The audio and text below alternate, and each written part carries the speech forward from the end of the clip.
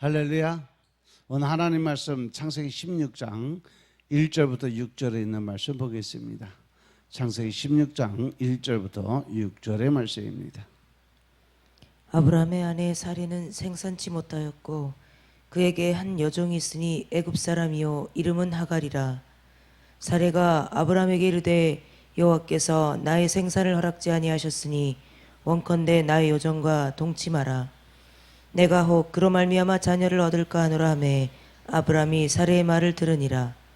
아브라함의 아내 사레가 그 여종 애굽 사람 하갈을 가져 그 남편 아브라함에게 처불어 준 때는 아브라함이 가나안 땅에 거한 지 10년 후이었더라. 아브라함이 하갈과 동침하였더니 하갈이 잉태함에 그가 자기의 잉태함을 깨닫고 그 여주인을 멸시한지라. 사레가 아브라함에게 이르되 나의 받는 욕은 당신이 받아야 옳도다. 내가 나의 여종을 당신의 품에 두었거늘 그가 자기의 잉태함을 깨닫고 나를 멸시하니 당신과 나 사이에 여호와께서 판단하시기를 원하노라. 아브라함이 사레에게 이르되 그대의 여종은 그대의 수중에 있으니 그대의 눈에 좋은 대로 그에게 행하라 하매 사레가 하갈을 학대하였더니 하갈이 사레의 앞에서 도망하였더라. 아멘. 우리가 15장에서 아브라함이 자기 집에 머무는 종들 중에 하나가 나의 상속자라고 얘기할 때 하나님께서는 아니다 라고 말씀하셨고, 너와 사레를 통해서 언약의 씨, 언약의 후손을 주신다라고 말씀하셨어요. 그리고 그 언약에 대한 증표로 환상 중의 계약을 보여주셨고, 더하여 장차 주실 땅의 경계까지도 약속해 주셨음에도 불구하고 16장에 넘어오면서 또 아브라함의 범죄와 불신앙이 계속 지속되고 있는 것을 볼 수 있어요. 너무나 구체적이고 눈으로 볼 수 있도록 역사하셨음에도 불구하고 아브라함은 또 한 번의 하나님에 대한 불신앙을 보여요. 여기서 우리가 말씀을 가만히 보면 신앙은 곧 뭐다? 기다림이라는 거죠. 아브라함의 삶을 통해서 신앙이 기다림이라는 사실을 우리가 알 수 있게 됩니다. 창세기 12장에서 하나님께서 아브라함에게 큰 민족을 이루어 줄 것을 약속하셨어요. 그래서 아브라함은 하나님 말씀만 믿고 고향, 친척, 아비 집을 떠나 가나안 땅으로 들어갔습니다. 그리고 10년 동안 그 말씀이 이루어지기를 기다리고 또 기다렸어요. 그런데 하나님의 말씀이 이루어질 기미가 전혀 보이지 않았어요. 그래서 하나님의 말씀이 이루어지지 않으면 어떻게 하는가 하는 두려움이 생기기 시작했던 거죠. 그때 하나님께서 아브라함에게 나타나셔서 두려워하지 말라고 말씀을 해 주십니다. 그래도 아브라함은 당장 그 말씀이 이루어지지 않으니까 종 엘리에셀을 양자로 삼으면 어떨까요? 하고 하나님께 물어봅니다. 그러나 하나님께서는 종이 아니라 아브라함의 몸에서 난 자를 통해서 큰 민족을 이루겠다라고 말씀을 다시 한번 확답을 주세요. 그리고 밤하늘의 무별을 보여주시면서 내 자손이 이 별과 같이 많게 될 거다라고 말씀하세요. 그때 아브라함이 결국 하나님을 믿게 되죠. 이렇게 믿으니까 하나님께서 그를 의로운 사람으로 여겨주셨어요. 그래도 아브라함에게는 아직 의문이 남아있어요. 자녀에 대한 믿음은 믿겠는데 가나안 땅에 대한 약속은 어떻게 믿을 수 있습니까? 라고 묻습니다. 그때 하나님은 쪼갠 고기 사이로 하나님의 횃불이 지나가는 환상을 보여주세요. 그래서 내가 너를 대신해서 쪼갠 저 고기처럼 피 흘려 죽더라도 나는 네게 대한 이 말씀을 반드시 지키겠다 약속을 하시는 거죠.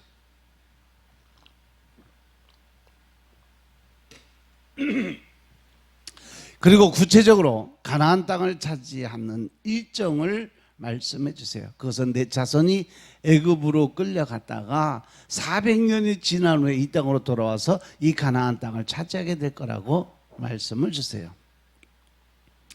근데 문제는 뭐냐? 아브라함의 아내 사레였어요. 지금까지 하나님께서 아브라함에게만 말씀하셔서 심지어 아브라함은 환상을 보기도 했고 또 전쟁에서도 하나님이 함께 하시는 것을 체험했던 사람이 아브라함이에요. 근데 사례는 직접 하나님의 말씀을 듣지도 못했어요. 환상도 보지 못했고 체험도 하지 못했어요. 단지 아브라함을 통해서 하나님께서 이렇게 말씀하시더라 하는 말만 들었던 거죠. 어느 가정에서 남편이 성경을 통해서 하나님의 말씀을 들었어요. 기도를 드리면서 깊은 기도에 들어가 하나님과 교통이 이루어서 그래서 이야기를 합니다. 여보, 하나님께서 내게 두려워하지 말라고 말씀하셔서 그래서 나는 모든 일이 잘 될 거야. 이제 여러분 당신은 걱정하지 마라 라고 얘기했어요. 그런데 아내가 뭐라고 그러냐면 근데 나는 뭐야? 당신은 말씀을 통해서 확신을 가졌지만 나는 아직 그런 확신이 없어. 왜? 하나님 나한테 말씀 안 했으니까 나는 못 믿겠다는 얘기죠. 지금 사례의 입장이 바로 이러한 입장에 서 있는 겁니다. 큰 민족을 이루고 많은 자손을 이루려면 아브라함 혼자서는 못해요. 사례가 있어야 돼요. 그런데 사례는 하나님의 말씀을 직접 듣지 못했다는 거죠. 남편 아브라함을 통해서 하나님의 말씀을 들었지만 그 말씀에 대한 확신이 없는 거죠. 이와 같이 하나님의 말씀을 듣는다고 다 되는 것은 아니라는 거예요.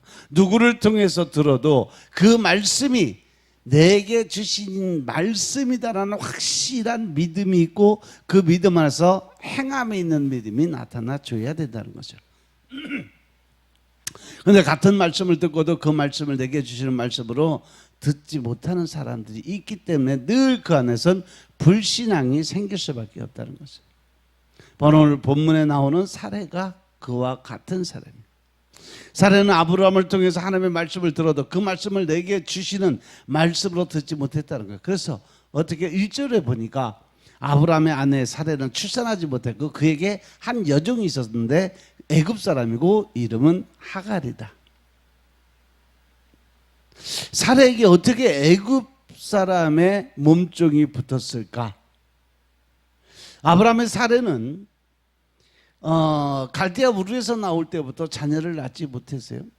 그런데 아브라함을 따라서 가나안 땅에 와서 10년을 기다렸는데 출산을 못했어요. 그런데 그에게 여종이 있었어요. 그 여종은 애굽 사람 하갈이었어요. 하갈은 아브라함이 애굽에서 많은 재물과 노예를 얻었을 때 그때 얻은 종이 하갈이에요. 그래서 애굽 사람 여종이라고 성경에도 표현을 해놨던 것이 아브라함이 사례를 팔아먹고 엄청난 물질을 얻었죠. 그때 종과 재물들을 많이 얻었다 그러는데 그때 얻은 그 종 중에 하나가 바로 하갈이었어요. 2절 보니까 사례가 아브라함에게 이야기를 합니다. 하나님께서 나에게 출산 허락지 아니었으니까 내 여종에게 들어가서 그런 말며 자녀를 얻으라 그래요. 그때 아브라함이 사례의 말을 들었다라고 기록이 되어 있어요. 사례가 10년을 지나도 자녀가 없게 되니까 여호와께서 내 출산을 허락지 않았다라고 이야기를 해요. 과연 이 말이 맞았을까? 그렇지 않다는 거죠. 여호와께서 사례의 출산을 허락지 않았을까? 그렇지 않습니다. 하나님은 이미 출산을 허락하셨으니까 나머지 뭐예요?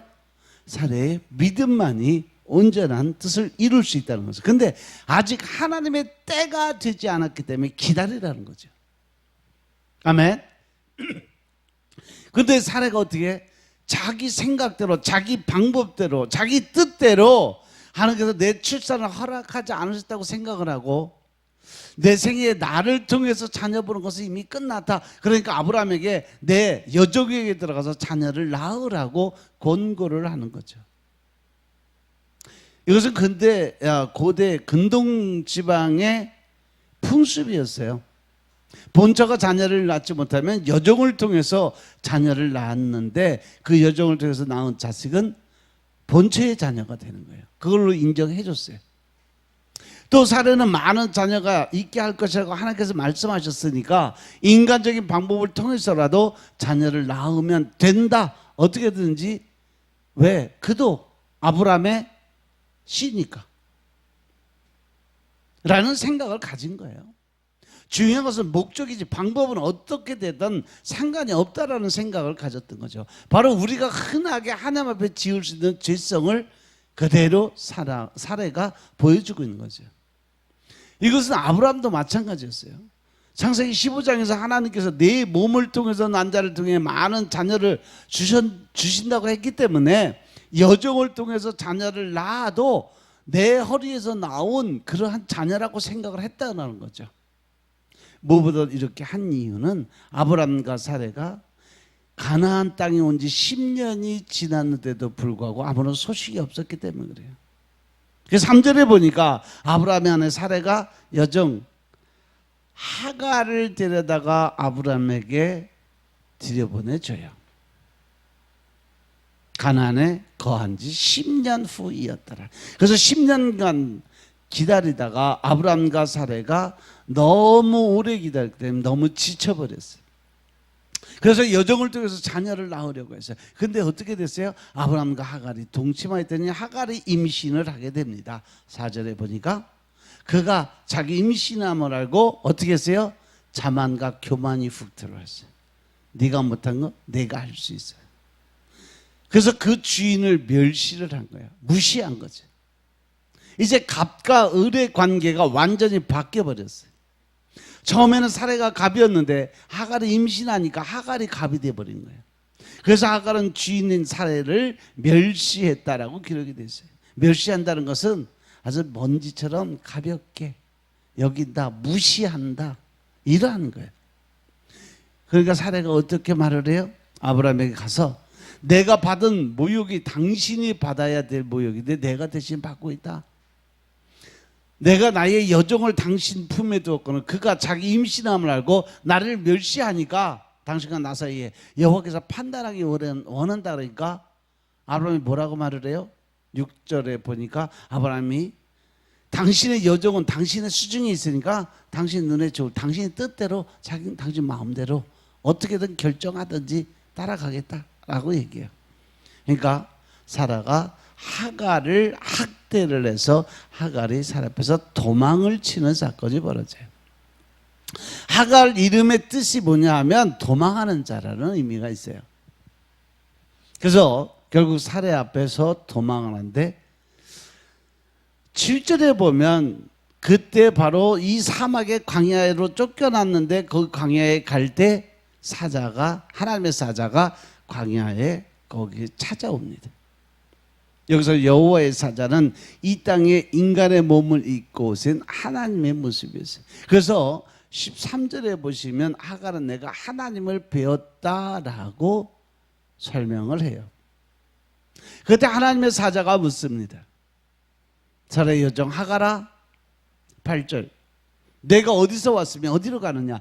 그가 이르되 나는 내 여주인 사례를 피하여 도망하나이다. 내가 지금 주인을 무시하고 멸시하다가 보니까 주인이 나를 내쫓아서 그래서 내가 지금 도망가는 중이에요. 그러니까 뭐라 그래요? 9절에 보니까 여호와의 사자가 그에게 이르되 내 여주인에게로 돌아가서 그 수하에 복종하라고 말씀하십니다. 그러면서 10절에 보니까 여호와의 사자가 또 그에게 말을 하는데 내가 내 자손으로 크게 번성하여 그 수가 많아 셀 수 없게 만들어 주겠다라는 약속하세요. 하나님께서 하갈을 통해서 많은 자녀가 있을 거라고 말씀하시면서 여호와의 사자가 11절 보면 그에게 이르되 내가 임신하였은즉 아들을 낳을 거야. 근데 그 이름을 이스마엘이라고 이름을 지어라. 왜? 여호와께서 내 고통을 들으셨음이니라. 하나님께서 하갈의 고통 소리도 들으시고 이스마엘을 허락해 주셨다는 거죠.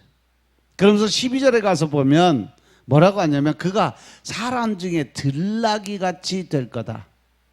그의 손이 모든 사람을 치겠고 모든 사람의 손이 그를 칠지며 그가 또 모든 형제와 당해서 살게 될 거다라고 이야기를 하셨는데 이스마엘이 누구예요?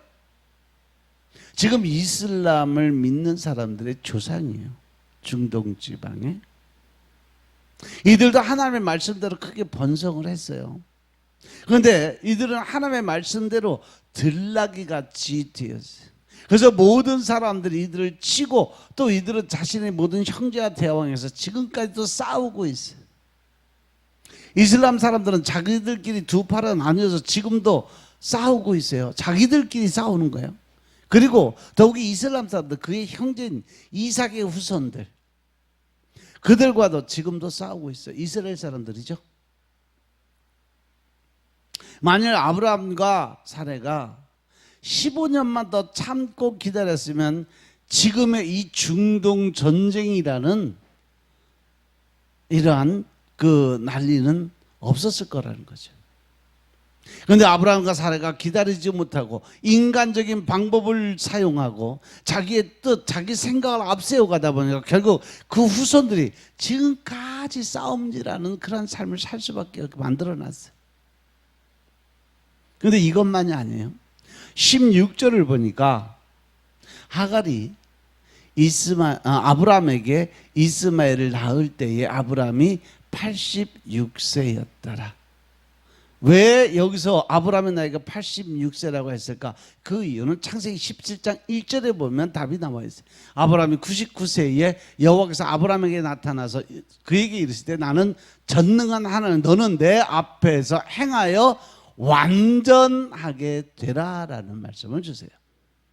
아브라함이 기다리지 못하고 조급하게 인간적인 방법을 쓰니까 하나님께서 아브라함에게 13년 동안, 거의 13년 동안 말씀을 한마디도 안 하셨어요. 이와 같이 기다리지 못한 아브라함에게 가장 큰 형벌을 하나님께서 그에게 아무 말도 하시지 않으신다는 거죠. 그리고 후손들이 지금까지 서로 싸우게 된 거예요. 그래서 칼빈이 뭐라고 그러냐면 신앙의 최고의 정점은 기다림이다 라고 설명을 했어요. 또 신앙은 기다림과의 싸움이라고 했어요. 성경에 보면 기다림이라는 것을 뭐라고 표현했냐? 인내한다라는 표현을 씁니다. 그래서 히브리서 10장 36절에 보면 너희에게 인내가, 즉 기다림이 필요한 것은 너희가 하나님의 뜻을 행한 후에 약속한 것을 받기 위한 거라 그랬어요.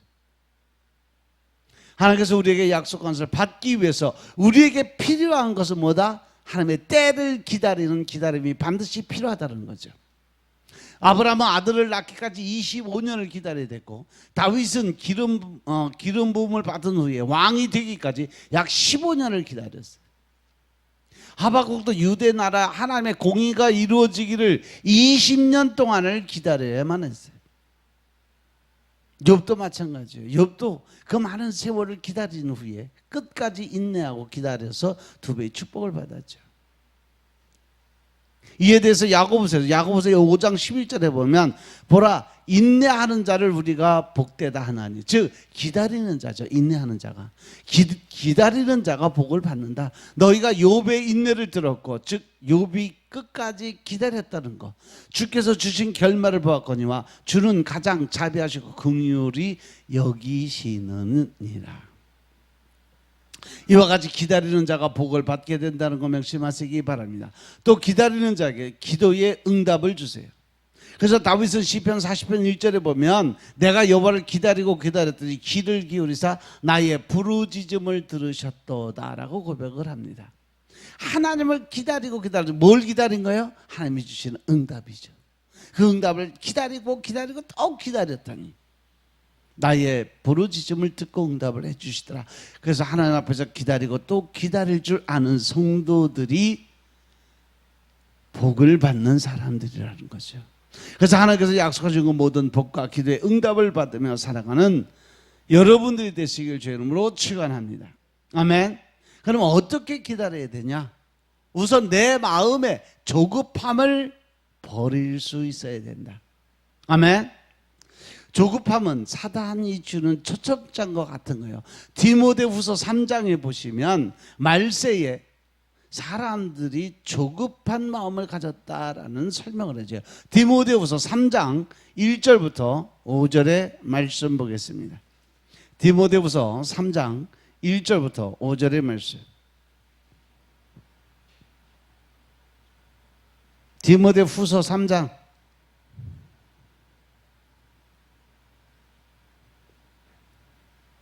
가 읽어.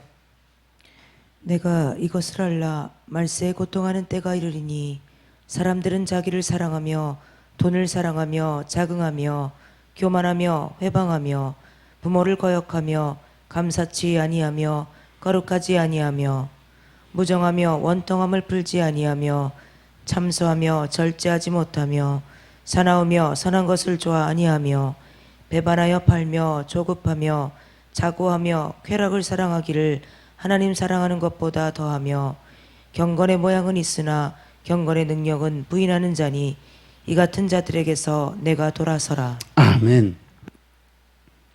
마지막 때에 우리가 고통받고 연단받는 그 시간대에 사람들이 자기 욕심을 갖고 또 급한 마음 먹고 자기 생각대로 살아갈 때 너는 그들과 같이 가는 것이 아니라 그들에게서 어떻게 해라? 과감하게 돌아서라. 왜? 사람이 급하다 보면요, 인간적인 방법을 써요. 하나님의 방법을 뒷전으로 밀어놔요. 그러면 문제를 더 크게 만들 수밖에 없다는 거죠. 그래서 조급함을 버리기 위해서 우리 마음에 여유가 필요해요.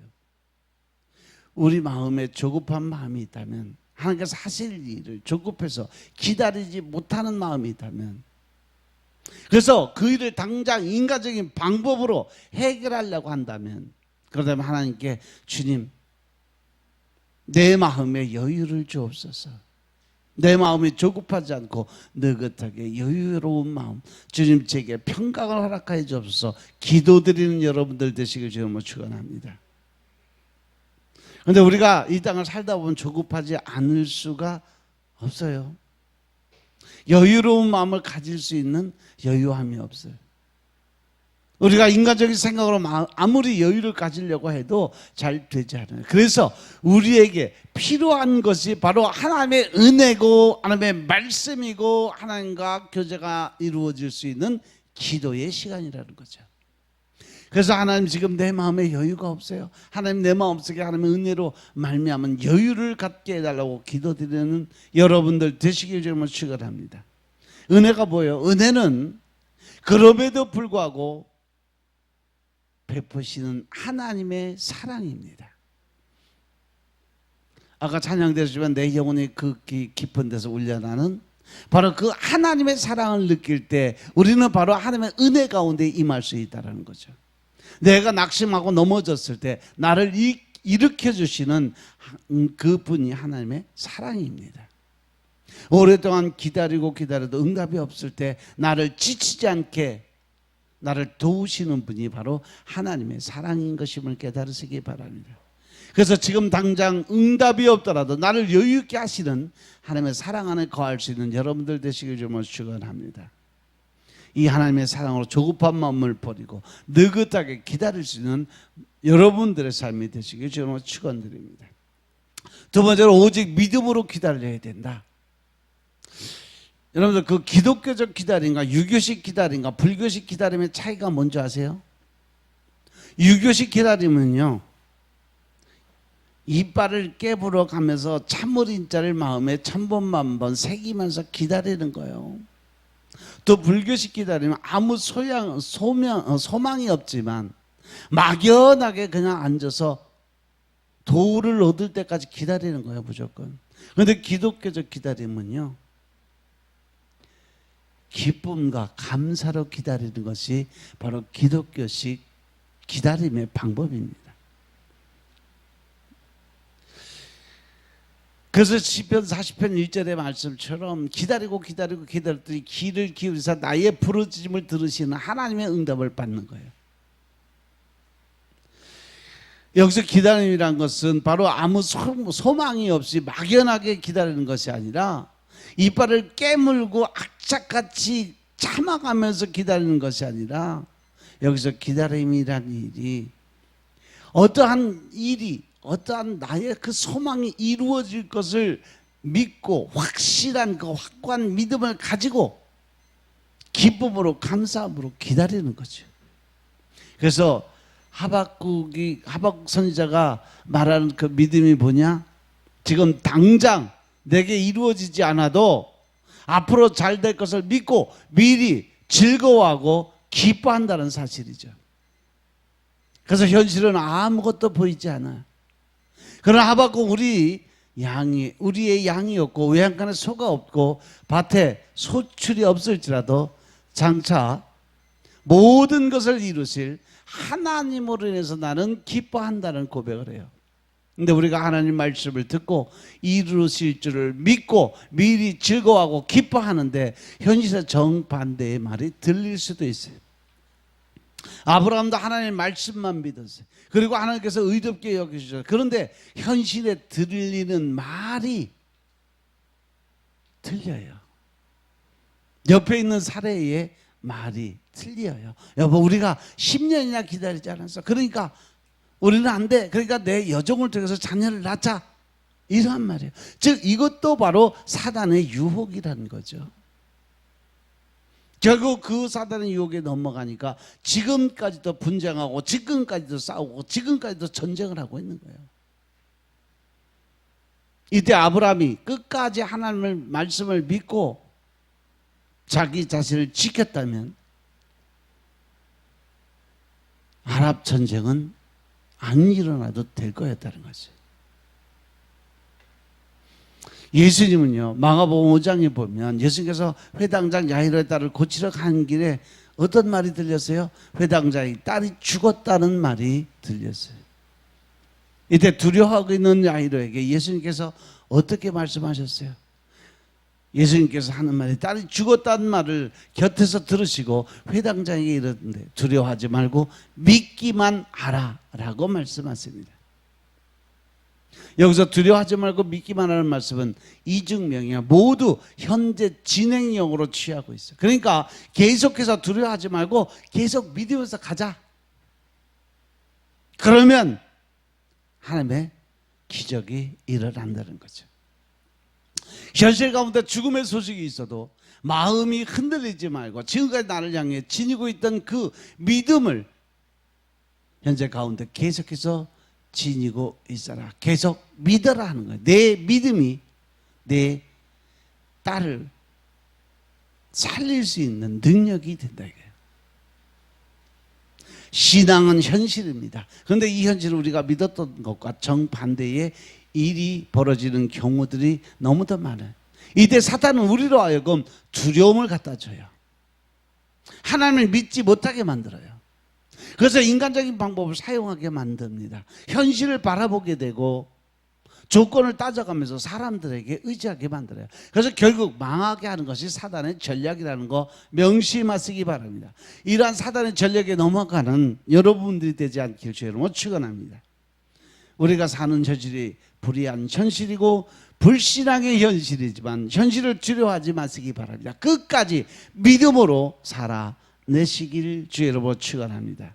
그래서 우리에게 지금 아무것도 보이지 않아도 그 약속이 수년이 지나 보이지 않아도 두려워하지 마시고 오직 믿음으로 소망 가운데 기쁨으로 기다릴 수 있는 여러분들이 되시길 주의 이름으로 축원합니다. 아멘. 오늘도 하나님의 은혜 가운데서 우리의 삶들이 하나님이 기뻐하시는 삶으로 살아가고 이제 더 큰 하나님의 영광을 위해서 오늘 하루도 성령님이 이끌리는 삶을 살아가는 여러분들의 삶이 되시길 주의 이름으로 축원합니다. 아멘. 기도드리겠습니다. 아버지 하나님 감사드립니다. 오늘도 아버지 하나님의 은혜 가운데 제 영적인 권세 능력의 힘을 얻게 하시니 감사합니다. 우리 마음속에 신령과 진정의 마음이 임하게 하시고 끝까지 믿는 믿음 안에서 지금의 영권, 인권, 물권을 누릴 수 있는 축복으로 채워 주옵소서. 오늘도 하나님의 은혜 가운데 우리가 살아가게 하시고 그 권세 능력 가운데서 우리가 쓰임받는 도구 되게 하옵소서. 모든 말씀으로 주 예수 그리스도의 이름으로 감사드리며 기도드려 사옵나이다. 아멘.